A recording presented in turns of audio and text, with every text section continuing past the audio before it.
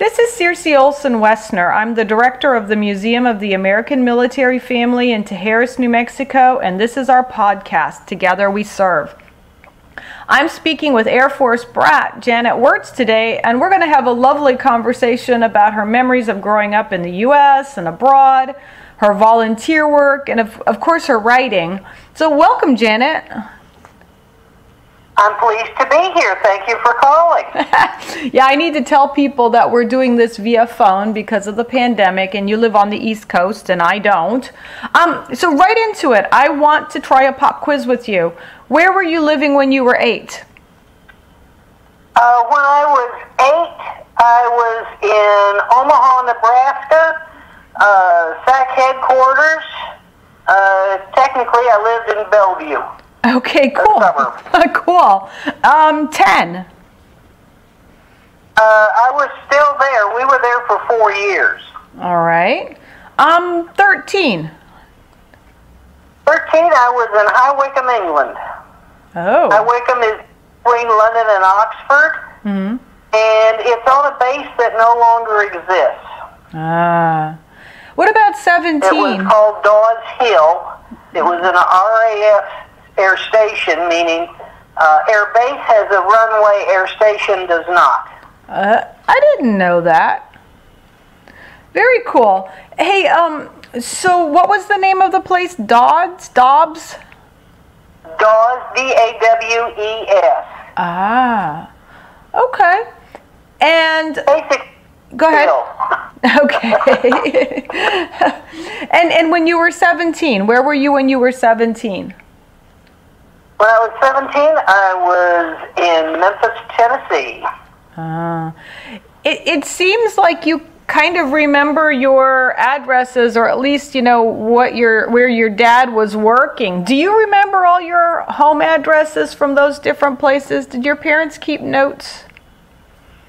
Not really, but with Google Earth, for instance, where we lived in Bellevue, Nebraska, I remembered my school was Bet's school. So I'd go on Google Earth, find Bet's school, and then I knew where I was from the school, and then I could find my house and get my address.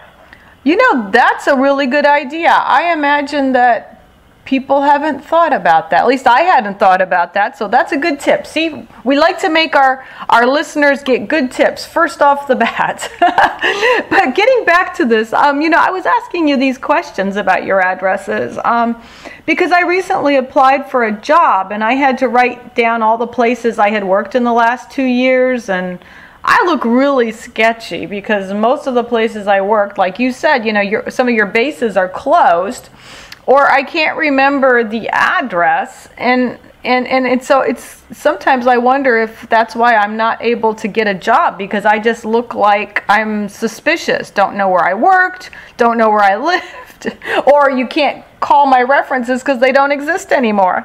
If you remember the name of the base you were at, you can look that up online, even if it's no longer in use, because they're always, you know, oh, I served there. Yeah. You know, I'm who's it, and I used to serve there, and back then it was this, that, and the other. So, you know, go online. put the names that you do remember in, and that will give you cues for the rest of it. Well, so did you ever have any problems like that trying to prove who you were when you were trying to get a job? No, I didn't, but I will say this. When I graduated from high school, we're given a sheet of paper, and it had 1 line for elementary school, 1 line for junior high, 1 line for high school. I put my hand up and said, I need more lines. And they looked at me like, were you kicked out? Yeah, I can imagine. Yeah, I can imagine that a lot of brats go through that. Oh yes, especially since my last post. Dad's last posting was here in Memphis, and I'd always gone to schools that were just off the military base, and everybody knew that you'd see somebody for 2, 3, 4 years, and then they'd be gone. It also meant that nobody bothered to make close friends because we weren't going to get to keep them. Right. And teachers would assign us papers with notations like, okay, for geography, I want you to write a report about one of the following countries. Look through the list and pick one. You may not have lived. And when I was in Memphis, all the kids had been together since day one. You know, if you came later than the 3rd grade, you were not one of us. Right. So I spent 4 years being, you're not one of us, but it is a public school, so you can come here, but you're not one of us. Wow. Which I went, wait, who'd want to be? Wow. Wow. Let's revisit some of the places you lived as a kid, because you've lived in a lot of different places. Which was your favorite? Well, the favorite was England. Why? I was the right age for it. I arrived there about 3 or 4 days before my 12th birthday. I had my 12th birthday in the Ferry Hotel in Cookham. And part of that still exists. Some of it's been redone. Now, that was just a Georgian building, so it's not covered by their Antiquities Act. But anyway... So England was... It was there on the Thames, and I would spend... This was during August, so of course I was on summer vacation, and I had a dip net, and I'd dip minnows, and one weekend my parents ended up on I ended up on a boat trip on the Thames River, and that is where Mother and I learned, to our horror, that when you ask for a lemonade, or a lemon crush as they call it, warm. It's warm? There's no ice. That is an American habit. If you look around the world, if you see somebody drinking their beverage with ice in it, you're looking at an American. We're going to revisit this question about England in a bit, but what was your least favorite place to have been stationed? Memphis. Okay. Why? I was the odd kid out. I was the one who was, why didn't you stay in England? Wow, kids can be cruel. And I had the wrong accent because my parents are from Chicago area, and therefore I was brought up with a Midwestern accent. I spent time, when I was little, we were at Ellsworth Air Force Base in South Dakota, up there by Rapid City, also known as Speedy Village, and the Black. And there I had lots of friends, and then we moved to Bellevue, Nebraska, and for a while there I had trouble having friends, and I said, what's the matter? Why don't you like me? And they said, well, we liked Susan, and she lived in the house you have now, and we want Susan back. I said, but her daddy got transferred. I didn't have anything to do with that. And they looked at me and said, we know, but we want Susan back. We don't want you. Wow. So much for little kid diplomacy. Wow. Rough. Wow. Pretty rough. Yeah. Well, I've read a lot of the things that you've written, and you've written an awful lot about the different places you've lived in, and some of the jobs your dad had and the things that your mom did. But your largest body of work is your memoir, Across the Pond. And so you started to talk a little bit about what it was like to live in England, and that was your favorite place to have been posted. Share with our listeners what it was like to live in England back then, and when was that? Okay, we moved there in 1959 and left there in the summer of 62. Mm. So 59 in August and left roughly June, end of May, start of June in 62. Back then, England was, it's closer to the James Harriet England.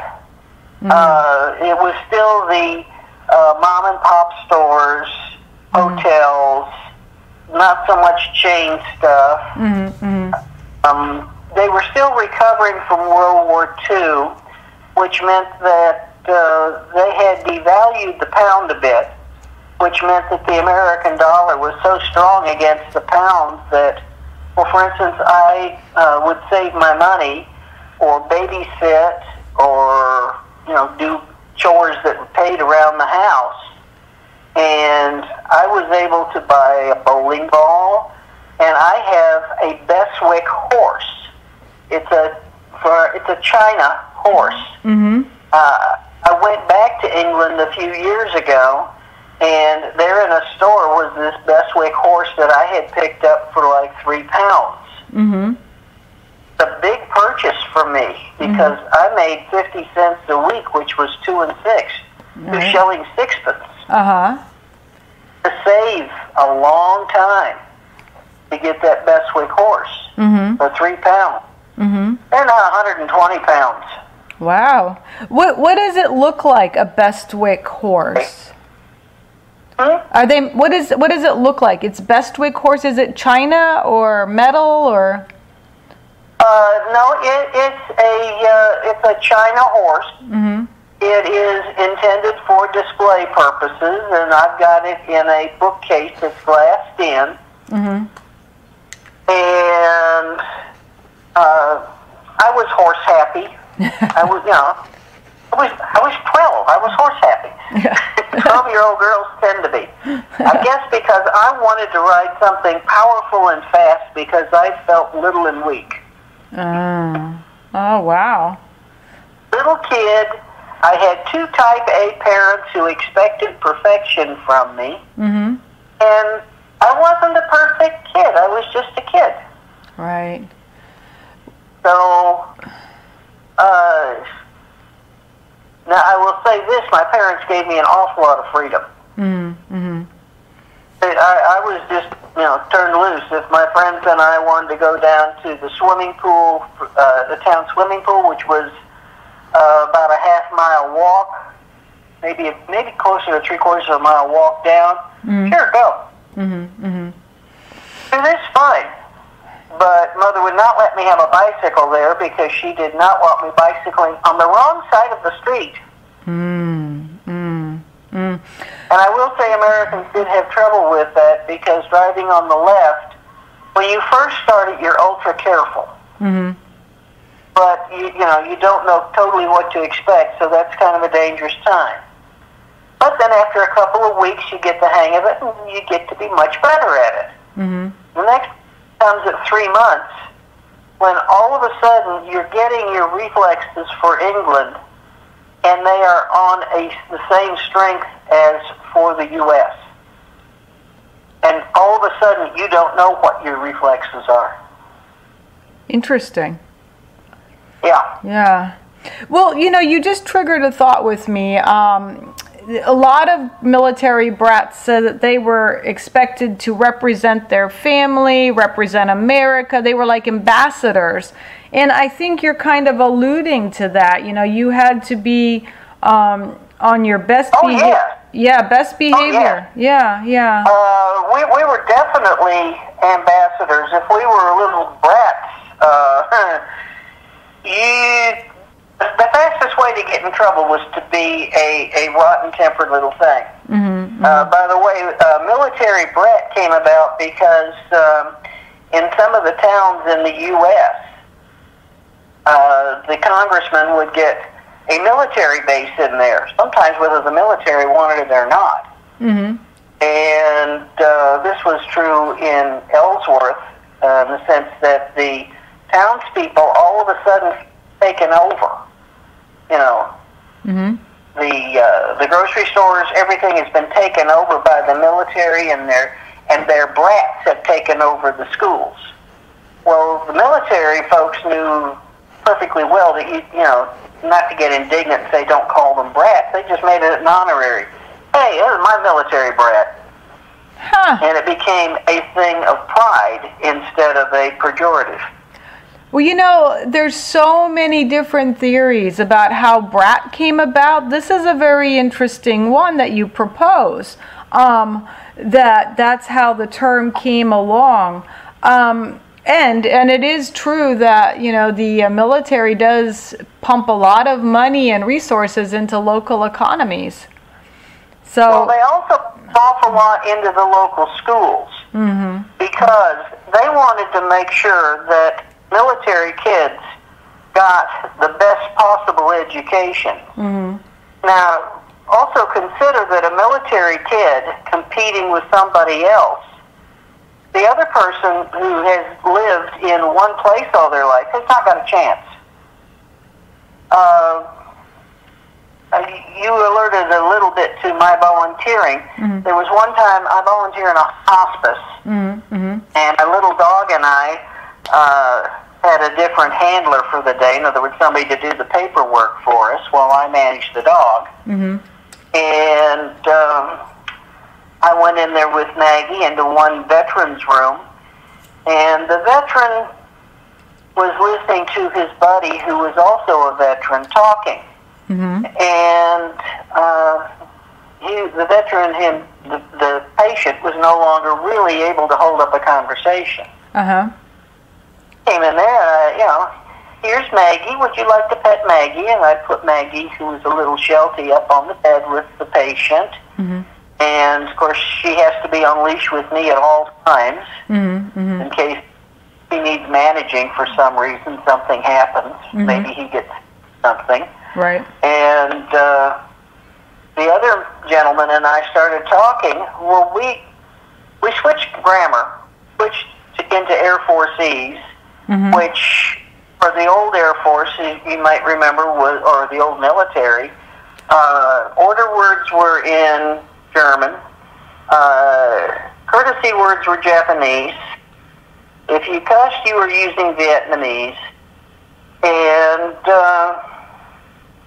we were talking in this language and talking about various places and people and the sociologic changes that we had seen, and the fact that you can't take an airplane off the ground in either Ellsworth Air Force Base, South Dakota, if it was anything, unless it was a jet aircraft. If you had a propeller aircraft, you can only take it off at night because that's high enough in altitude, and so is Quito in Peru.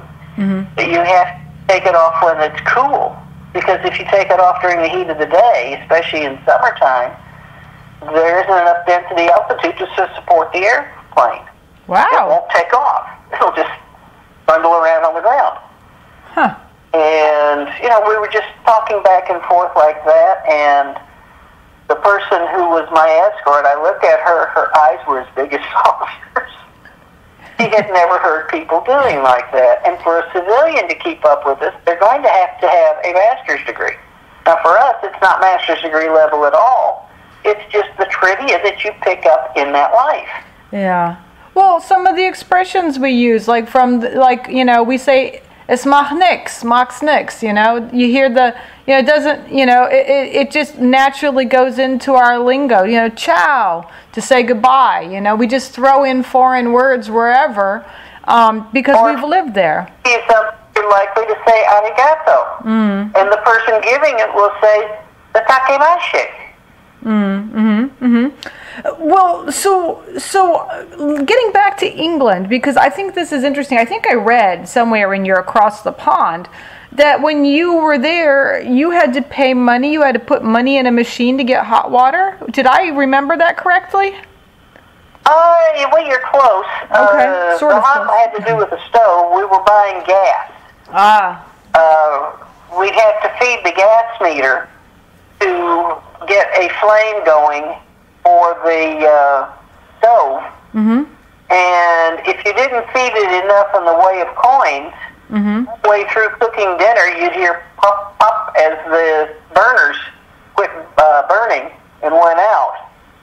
Wow. And then you'd have to, right quick, throw a few sixpence and a shilling or two in so that you could finish cooking. That is so strange. Was that just your house, or was that most of the houses, or do you know? No, that was any house that was on the English economy. Now, later on, when we lived in a on-base housing, that wasn't true. But also, so many of the things that we take for granted, the English did not. For instance, if they had kids, they would buy milk for one day. And every day the milkman would come by and drop milk off. And if the milkman left it and the housewife didn't see that the milkman had come, maybe had a dog to bark and let her know, and the milk sat there, the birds would perch on top of the milk bottles and peck holes in the foil caps and sit there and sip milk. Well, actually cream, because theirs was not homogenized. Yeah, so you had the thick stuff up at the top. And I remember that from Germany, where we would have to stir the milk to make it one consistency. Yeah. Yeah. Oh, yeah. So tell some other things about your time in England in the 50s, late 50s. What else is unusual that you think of your childhood? Well, oh heavens, there were so many things. That was in the era of everybody used a coke fire. In other words, coal that had been treated and had become a more efficient burner. That coal, I don't want anybody thinking that we were cooking Coca-Cola. Or heaven help us, cocaine, because coke is just a form of treated coal. It's coal. And you have fires. And lots of the houses would have lots of chimney pots. If you looked at the roof, you could see how many chimney pots they had and know how many fireplaces were in each house. And I have stepped outside into a pea soup fog, the ones described by Conan Doyle. Right. And I would put my fingertips out, and my fingertips vanished. Wow. And I'm 12. So I haven't grown to full size by any means. Interesting. And I'm still a kid. In those, everybody went ahead and drove. The middle of the road was marked by cat's eyes. In other words, little pieces of glass cut with facets or shaped with facets so that they would catch the car's lights. And if you're driving in fog, you do not use headlights. You use yellow fog lights that are below that. Because if you use your high beam headlights, all you would get would be your own lights being reflected back to you by all the smog. Wow. Now, the smog was dangerous stuff. Occasionally, you'd hear people in a valley or a little dole in the local geography, and there'd be a small town or a couple of homes down there, and the people get sick. I read that somewhere. Fog would settle there, and they would literally end up with carbon monoxide poisoning. Wow. I remember reading something about how toxic some days the fogs were, and it would cause respiratory, and people literally would have black soot on, they'd touch something and come back with black soot. Huh. Oh, yeah. Yeah. Oh, yeah, that's very true. Also, there were days when if you woke up and you couldn't see outside, you just went back to bed because the buses weren't going to be running. Talk about being to school. I was always bused to Teddington for a couple of years. Teddington Now remember, if you say something long enough, fast enough, it changes. Okay. Teddington means tide in town. Tide like water tide, like high tide? That's right. In other words, it was close enough on the Thames River to London that during high tide, the tide would be in the town. Teddington. Right. Some of the other places, all the towns have meanings. I lived in High Wycombe. Right. High didn't change. Y is the river Wye. Combie means pasture. So I lived on the high pasture along the river Wye. Oh, neat. Very cool. And some of the others, things that got mushed together that are now different words with totally different things in the original. You've heard of, sometimes in London there used to be a mental hospital that was known as Our Lady of Bethlehem. And you have also heard of a raucous time being called Bedlam. Bedlam, yeah. So Our Lady of Bethlehem got shortened. The insane folks in Our Lady of Bethlehem would frequently yell and shout, and they'd say, "Oh, that's Bethlehem, that's Bedlam," and then it turned into the word Bedlam. Wow. Ha! Very interesting. So when you came back to the U.S., did you have a really hard time adjusting after living in England? And, like, what was different? So you left England? Well, yes, it was different because I had switched from being a child, being a young adult. I didn't think as a child anymore. I thought as an adult. And I had picked up, and still retain, by the way, several English values. For instance, I would rather do something and go someplace than own something. I had many things that were very pretty that I really liked, and it never crossed my mind to buy them. I didn't need it. Of course, part of that is Air Force survival, because if you buy a big piano, when you get transferred, what are you going to do with that thing? Yeah, that's true. You know, a lot of people talk about they can only put stuff in their footlocker. Their parents said, okay, take all your toys and pick the best ones because you have like this, 1 foot by 3 foot footlocker to put stuff in. That's right. Yeah. So when I came back from Germany, I lived in Germany about the same time you lived in England, well, a little bit later. Every time I came back to the U.S., I always thought America was so much shinier than Europe. And I don't know why I think that. It was brighter. Maybe it was the neon. Maybe it was the bigger cities. Maybe there was fluorescence. Well, yeah, but we're also big on advertising because we were the manufacturing hub. We were the ones who made all the cars. We were the ones who came out of World War II, and thank God the government did one thing it did with the GI Bill, because that took all the GIs and it spread the length of time before they would come back into the workforce. And because their college work was, in effect, paid for by their time in service, that they were able to get degrees. My grandfather, my dad's father, and my mother's father each had an 8th grade education. My dad had a master's degree. So he skipped the generation that got the high school diploma and the Bachelor of Sciences or Arts, the bachelor's degree, and he went master's. Because of the GI Bill, huh? With that you don't think about, but people look at the military, civilians do, and they don't realize how highly educated these people are. If you want to be more than, if you're a major, it is assumed that you are getting or have a master's degree.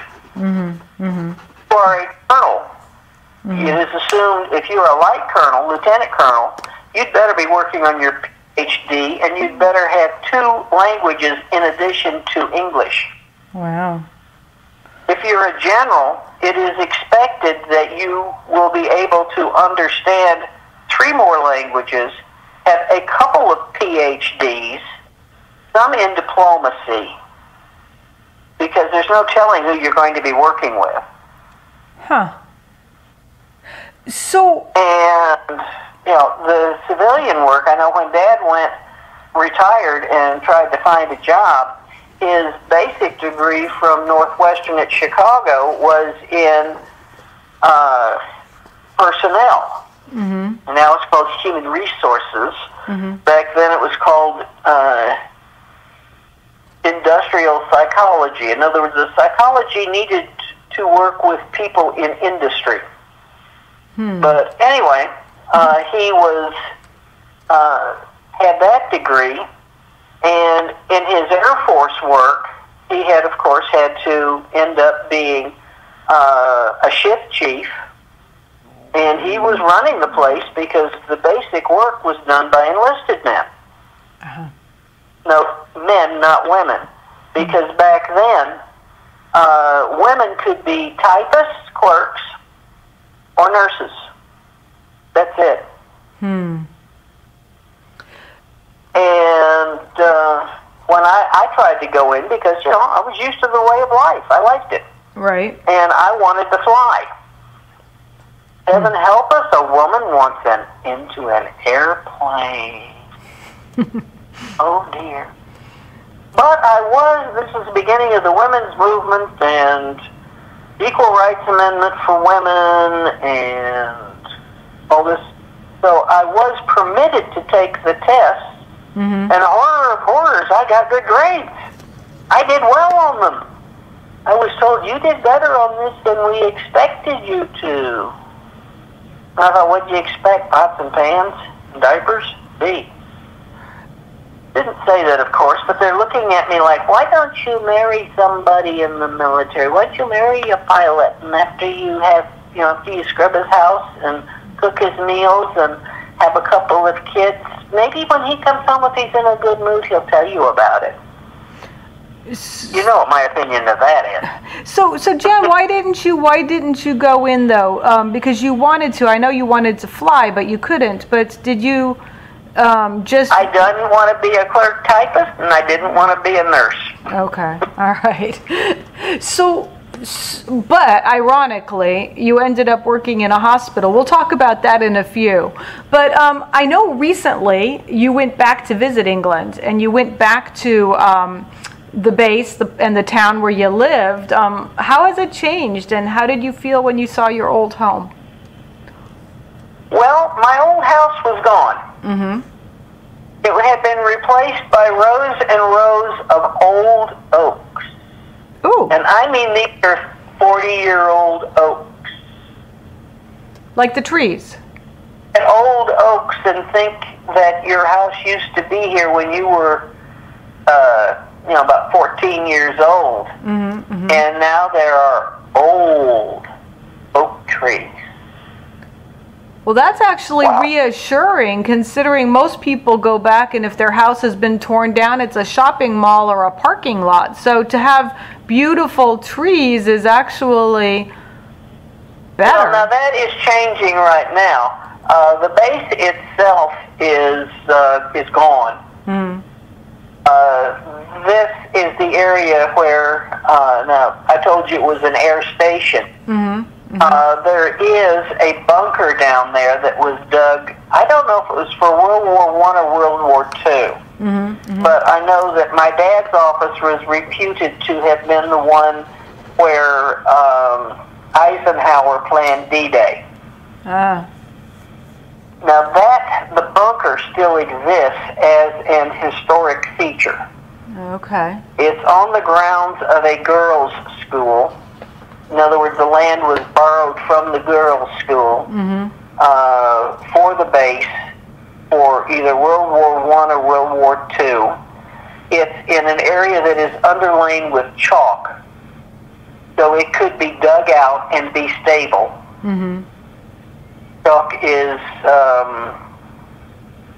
we think of it as soft, but when you have lots of it and it is slightly damp, Dad told me that the place smelled of, when he went to work, when he went down into that bunker,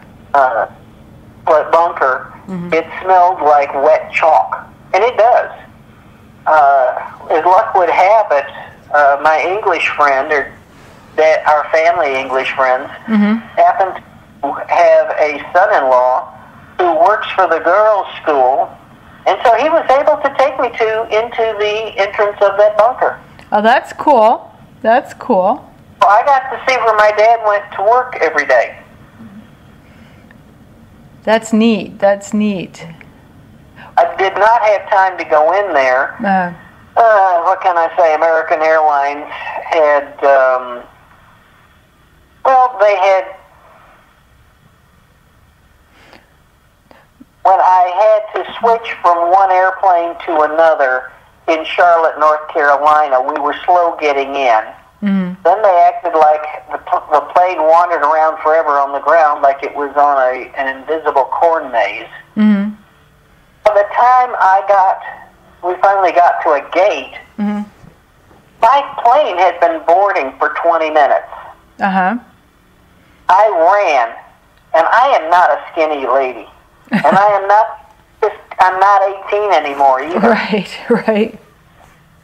Over a quarter of a mile, closer to half a mile, through that stupid airport to catch my flight. Why they let me get on the airplane, I don't know, because by the time I got there, I was out of breath, puffing, forget glowing, I was just flat perspiring and was red.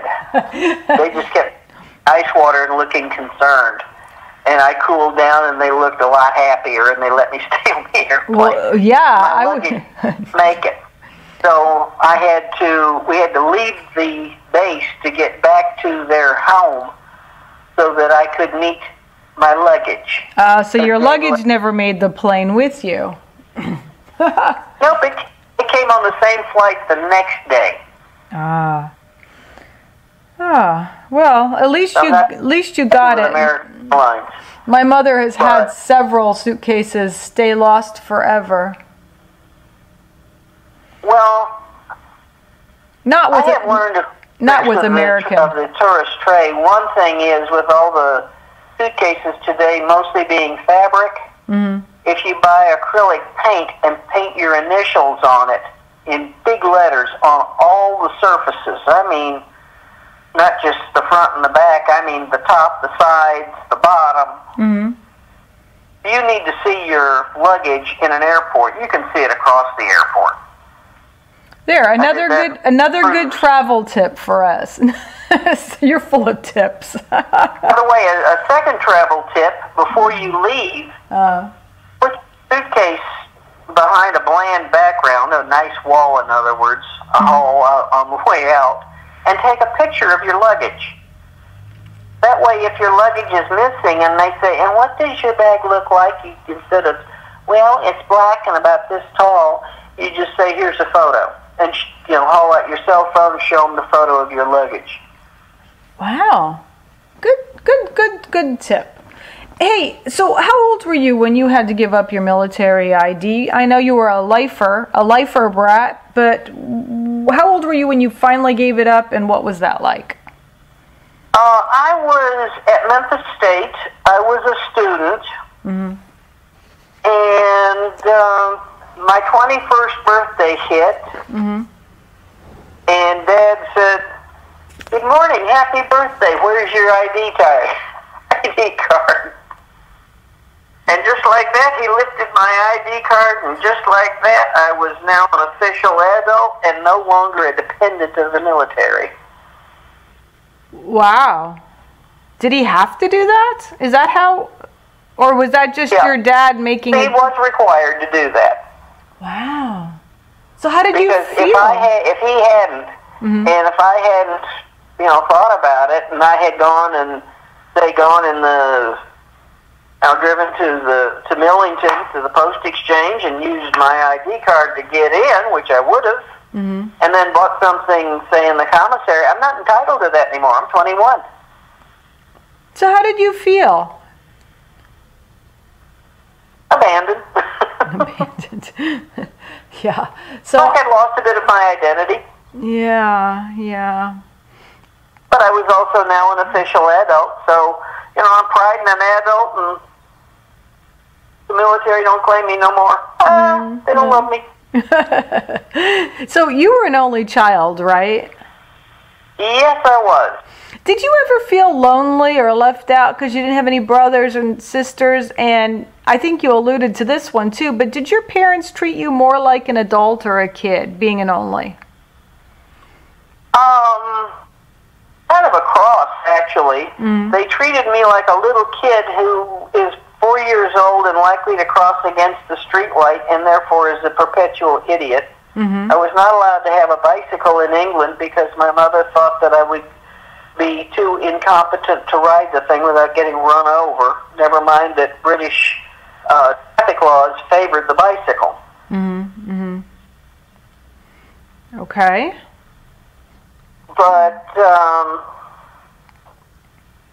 I don't know.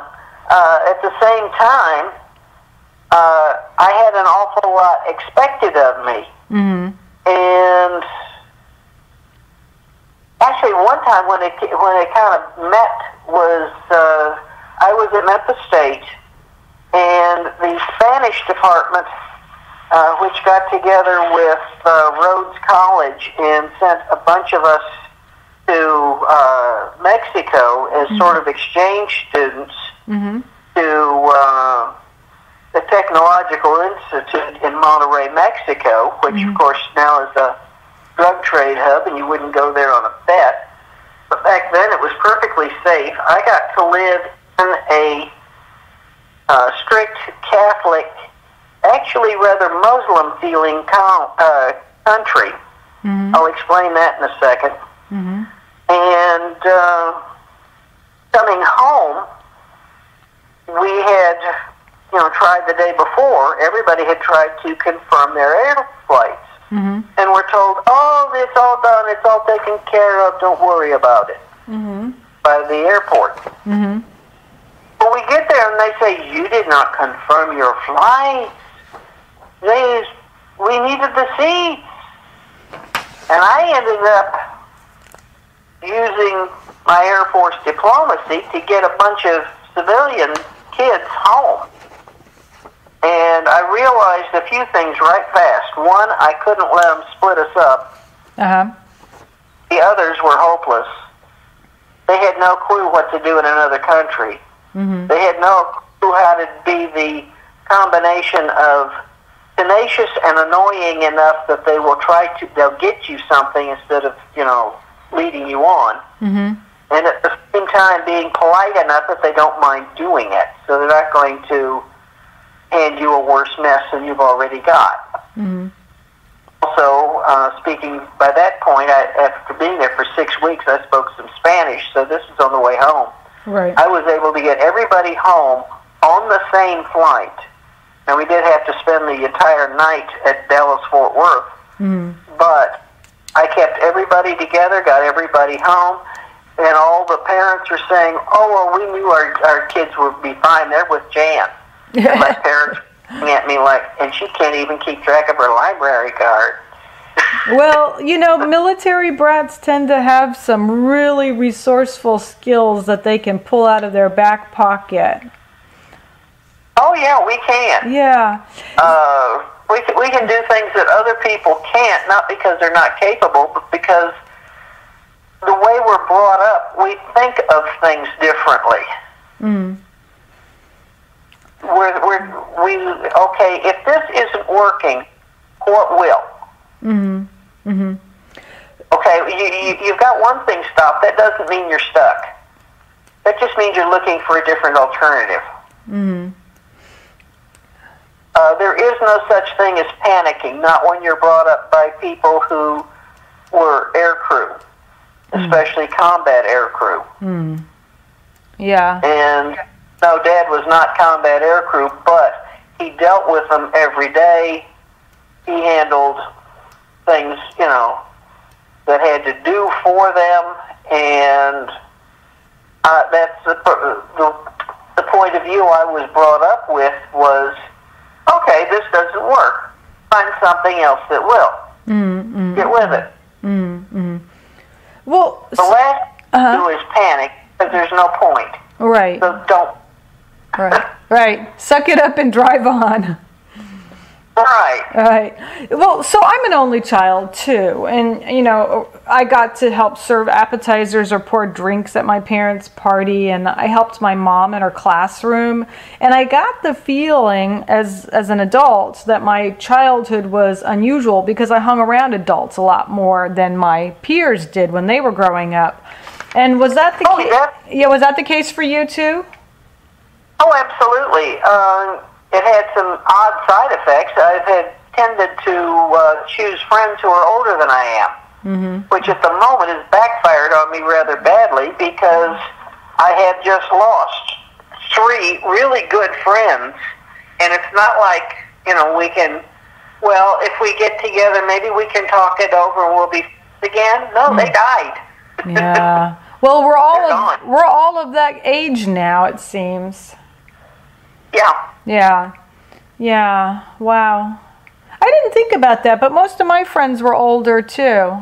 I'm just thinking about that now. So, I just read you go ahead. Well, my age group friends were interested in doo-wop music, lipstick, and does this make me look pretty? Now, I look at the picture of me as a teenager and go, oh, good Lord, why? Why, Lord, why? Well, I was... Some of the outfits I wore, honest to Pete, I can't believe my parents let me out of the house in them. Well, I had 80s big hair, so I can empathize with seeing old pictures of me with the perm, so... Hey, oh, yeah. Yeah. Hey, I just read I came in the time for the go-go boots, so I have got a picture of me wearing go-go boots a la Star Trek. You know, just like they did in the original Star Trek. Yeah. And a short skirt that looked like an outfit that looked like it's leather, but it's actually plastic. And it's... Well, and I think I'm $1 million, and I look like an underage cocktail waitress. Well, you know, London, though, was the center for fashion. Carnaby Street and, you know, all of those places back in the 60s. My dad used to go buy all my clothes when I was growing up in Germany. When he'd go TDY over to England, he'd come back with the latest thing from Carnaby Street. Whoa! Yeah. Well, that was when I was back in the States and in high school. Yeah, well, our kids can all laugh at us and say, hey, you really looked interesting. I read a memoir called Tea with Dad. It's written by Nancy Laird. It's just coming out, I think, in June. She let me read a advanced copy of it. She moves in to take care of her dad as he gets older, and she and he develop a whole different relationship as adults than, you know, obviously when she was a kid. I think you were a caregiver to both your parents for a while. Did your relationship... Well, I was a caregiver more to Dad than to Mother. I was still working while Mother was in her last days. Okay. Did your relationship change? Her. And we actually had one time, you remember that hero dog thing we wrote up? Yeah. Well, we had a Sheltie by the name of Tracy. And Tracy, aside from the fact that he didn't have all these marbles in a row, he had a very odd temperament. And my mother ended up on an oxygen generator. And that thing, if the power went off, it had a battery enough that it could give you a warning. It wouldn't just die. And the thing it gave was a very loud but high-pitched wheel. And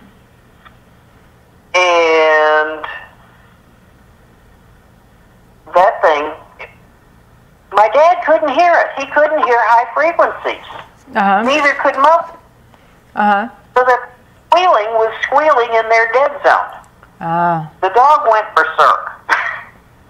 He went over to the oxygen generator, and I gather he woof told it off. And that's what woke Dad up. And once he got up, he could kind of hear that there was something going on, and went out and discovered the oxygen generator was hollering, and there was, the lights didn't work. So he was able to turn on a battery-powered light and get Mother switched over to an oxygen tank, a pressurized tank with a regulator on it, and get her switched to that for the next few hours until the power came back on. Well, Tracy saved her life.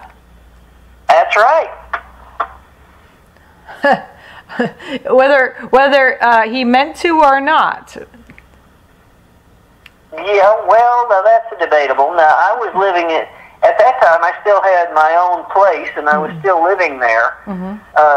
After that episode, it became apparent that I was going to have to move back to my folks' house. The problem was, yes, we had a 3 to 4 bedroom house. The 4th bedroom was gigantic and had been turned into both Mother's sewing room and Dad's train room, so it's not exactly a bedroom.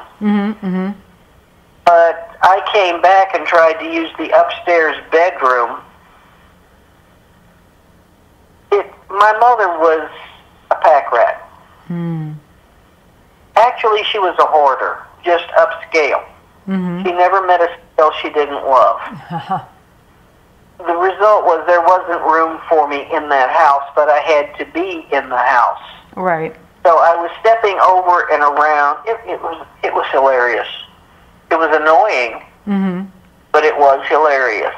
And kept my condo because it was, and we had to move into it for a while because it had all the power lines for it were underground. And it was across the street from a transformer farm and on the same power grid as the police station. So when I lost power during one time an ice storm, and then another time it was a derecho, in other words, a big storm wind that lasted several hours and took down trees all over town, my folks did not have power for 3 weeks. Oh, wow. But you got it pretty quick. I got it in 20 minutes. Wow. But you see, it didn't matter if there were trees down in my area. Yeah. They couldn't take the lines down because they were underground. Yeah. So all they had to do was get the transformer, get the tree limbs out of the transformer farm, and it was back up and going. So my folks moved in with me. My dad was forever saying, "Oh, Jan, thank you for letting me live here. With your mother, I don't know what I would have done otherwise." I said, "Yes, you do. You put her in the car and take her down to Birmingham to your brother's house." No, you hadn't thought of that. So when you started taking, after your mother passed and you became your dad's sole caregiver, did your relationship change? Did you learn stuff about your dad and his work that you didn't know? Yeah, well, also remember at this point, I'm an adult. Dad was an analyst. I was raised by an analyst. And about the time I became an adult and started reading and looking and all this sort of thing, I began to put 2 and 2 together, and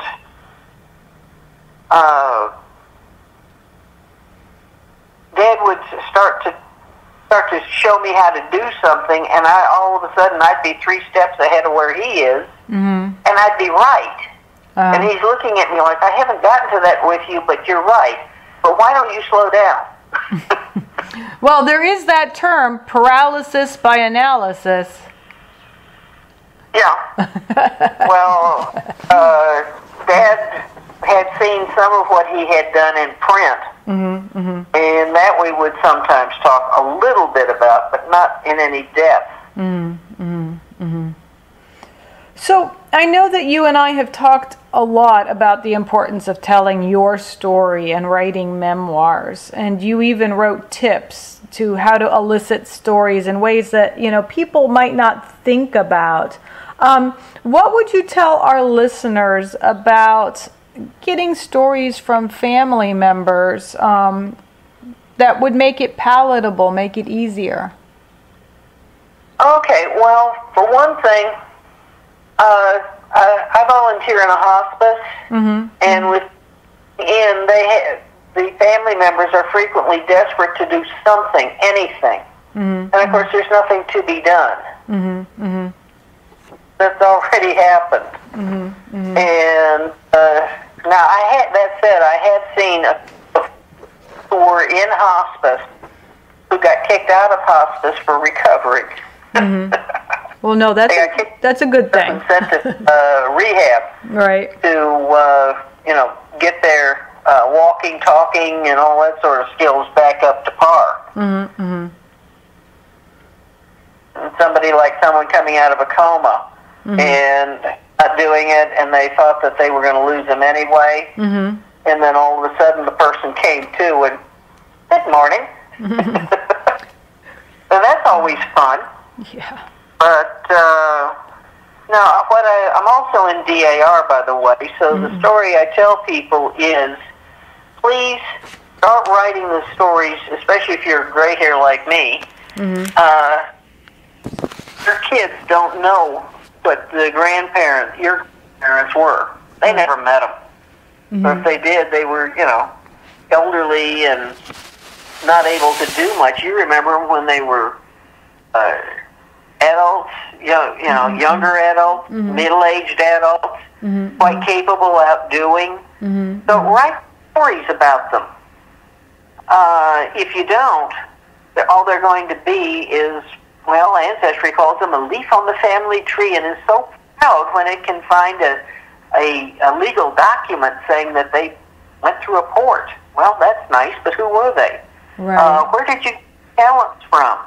Or lack of them. In my case, my mother wanted a musician.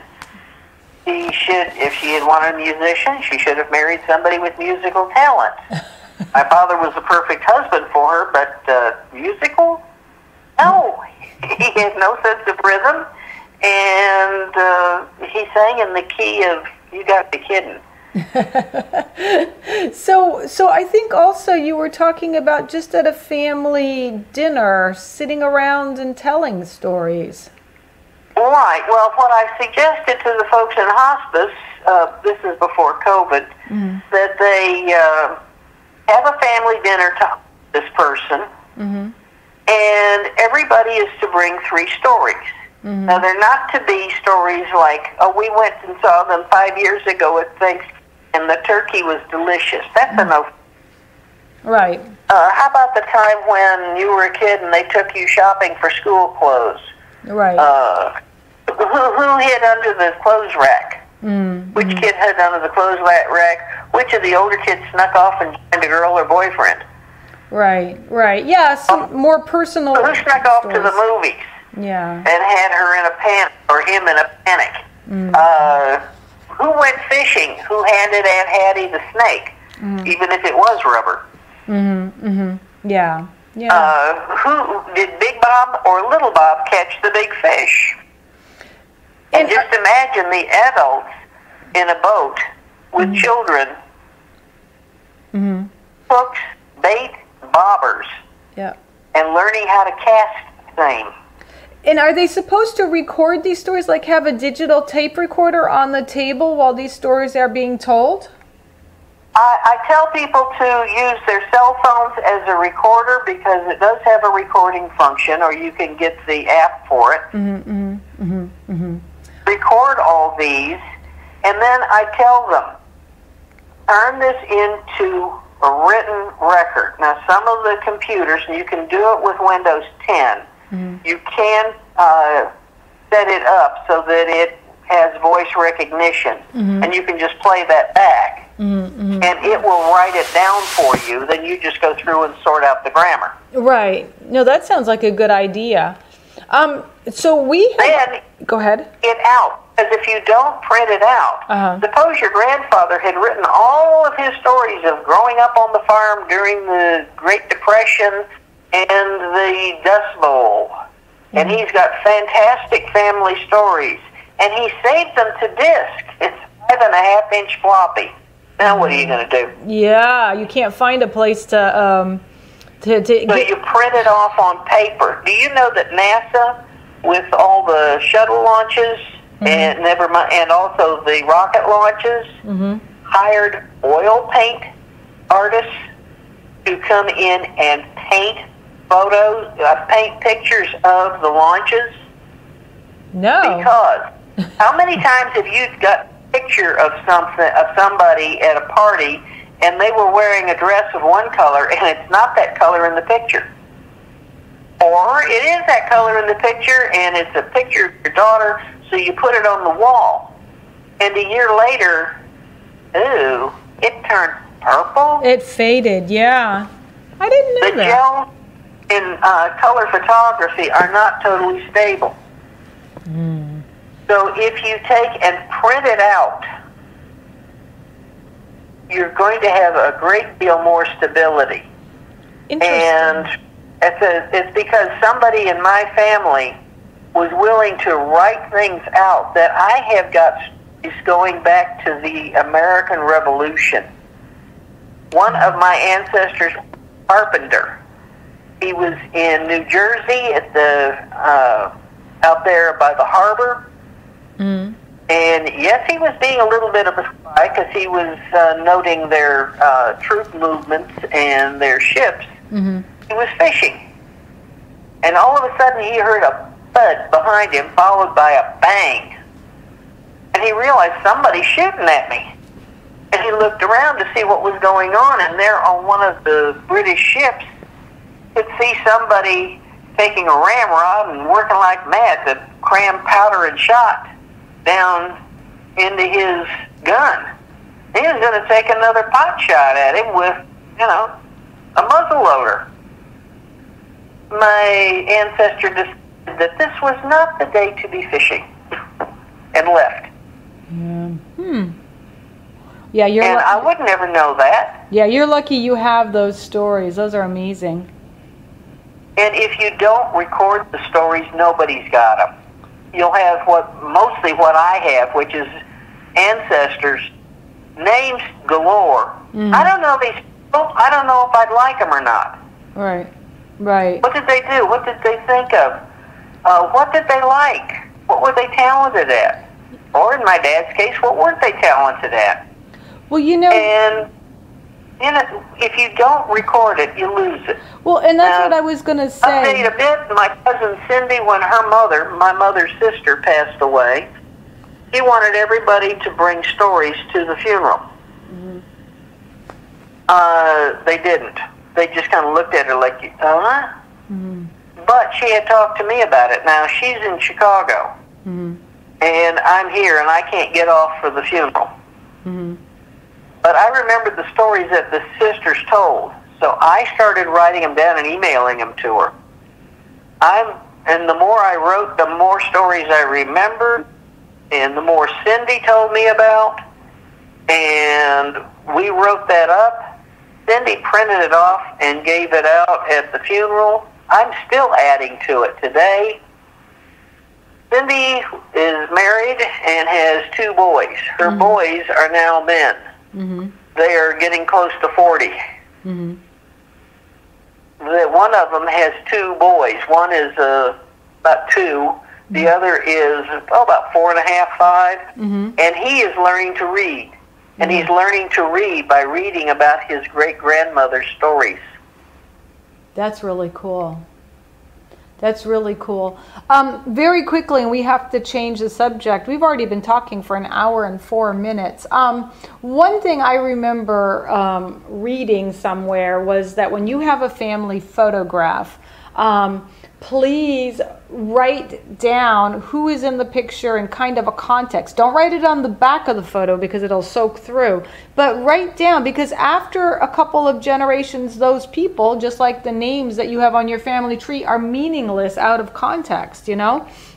So when you're doing a photo album, actually, now you have to be careful with writing on pictures. You're correct. Yeah. If you put it down on a hard surface like glass, say a glass tabletop, or something that is really hard, you can write with a pencil, a soft lead pencil, not a hard lead. You can write the names and who everybody is and what the date was and what the occasion was. But you need to scan those into a computer, take your stories, put the appropriate photos with them. I have found, digging through the attic, I have found pure gold before I moved. And that was, I found letter tapes. I have got my grandparents, Dad's parents, talking about life in Florida. I have got some of my dad's recordings, letter tapes from when he was in Vietnam. And I have got the Christmas he was in Vietnam that I spent with my mother at her sister's house when Cindy and Wayne were little kids. And my uncle had just gotten an electric organ, and everybody was taking turns playing the organ. I get to hear my mother play the organ. It's the only recording I have of her, because she was always saying, "Oh no, I'm not ready to be recorded yet. Wait till I'm practiced. Wait till." Right. It never happened. It never happened. Wow, that is so incredible. That, to me, that tape to somebody else is worth, oh gee, boring. But to me, that tape is worth more than gold. Right. Well, you have given some awesome ideas to people who are thinking about memoirs and recording family stories. I'm going to just move on and say that we've got to wrap it up. But in the next few minutes, is there anything you'd like our listeners to know about you or some of your volunteer work? I know that you have a dog now, and you've had multiple service dogs and reading to dogs at the library, or what would you like our listeners to know? Okay. Well, let's see here. I spent 30 years working in a hospital in a laboratory. Not that I'd recommend that one. But now I volunteer in a hospice because when my dad was in hospice, another veteran, who, by the way, happened to have been a base commander in England just after we left, came and visited with him. And getting into Dad's room and seeing him there with Rodney, the volunteer, talking to him, oh man, I knew that Dad was animated, he was happy, and he could talk with another man, another officer, about things he wouldn't think of to talk to me about. I mean, I'm a daughter who might not remember her library card. Right. And I highly recommend doing this sort of thing. I am also currently writing memoirs of World War II vets. I've included my father in that grouping. I've done 3. And or Forever Young, the group that takes them to Washington, D.C. The thing is right now, if people don't write their memoirs down, however much you think they're boring,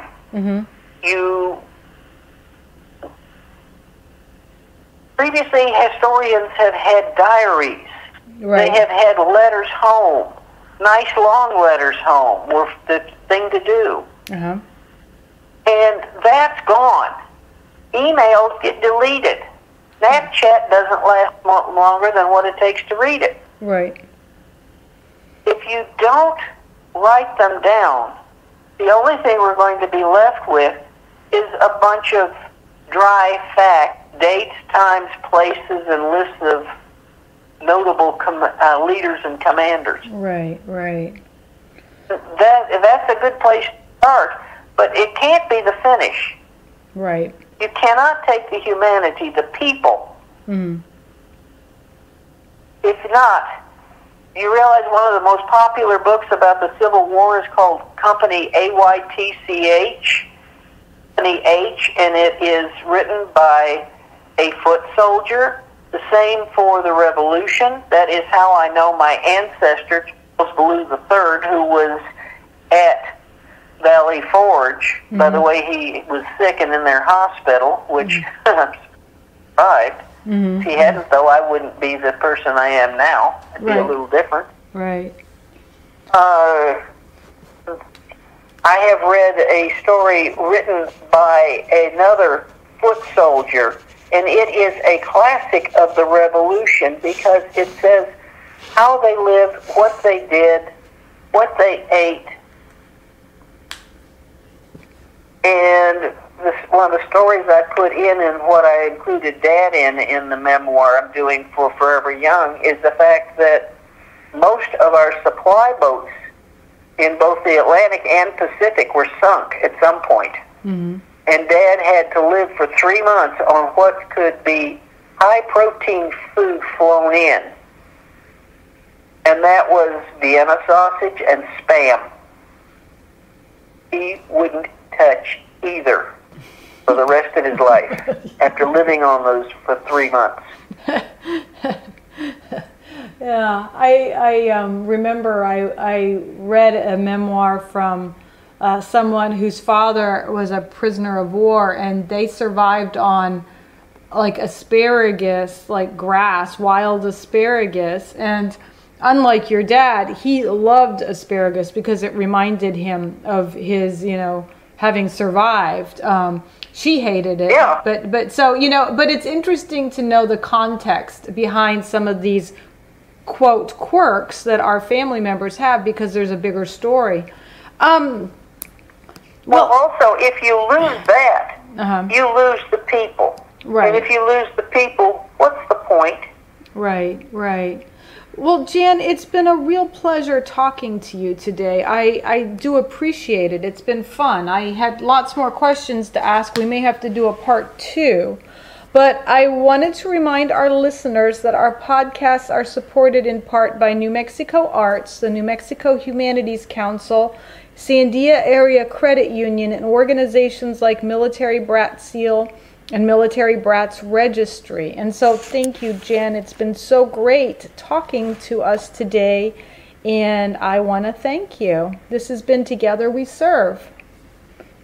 Thanks. And if I could say, don't never think that your experiences aren't worth remembering. They are. They are gold.